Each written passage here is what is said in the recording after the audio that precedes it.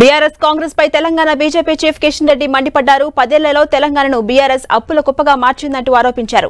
ప్రస్తుత కాంగ్రెస్ ప్రభుత్వం route map లేకుండా పరిపాలన చేస్తోందని, 6 గ్యారెంటీలను ఎలా అమలు చేస్తారో చెప్పట్లేదని విమర్శించారు. కొత్త ప్రభుత్వానికి కొంత సమయం ఇద్దామన్నారు కిషన్ రెడ్డి. ప్రస్తుతం తెలంగాణకు బీఆర్ఎస్ అవసరం లేదని కిషన్ రెడ్డి చెప్పారు. బీజేపీ దేశానికి ఎంతో అవసరమని, దేశంలో అవినీతి లేకుండా పాలన జరుగుతోందని చెప్పారు. రాబోతున్న పార్లమెంటు ఎన్నికల్లో తెలంగాణలో బీజేపీ అత్యధిక సీట్లు గెలవాల్సిన అవసరం ఉందన్నారు కిషన్ రెడ్డి.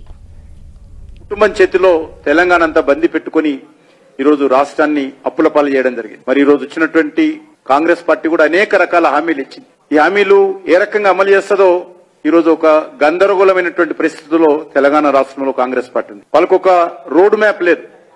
ఏ రకంగా ఈరోజు ఈ దేశంలో ఉన్నటువంటి పరిస్థితుల్లో, రాష్ట్రంలో ఉన్నటువంటి పరిస్థితుల్లో, తెలంగాణ రాష్ట్రంలో వాళ్ళు ఇచ్చినటువంటి 6 గ్యారెంటీలు ఎక్కడ అమలు చేస్తారు, ఏ రకంగా అమలు చేస్తారు, ఎప్పుడు అమలు చేస్తారు వాళ్ళకే తెలియనటువంటి పరిస్థితుల్లో ఉన్నారు వాళ్ళు.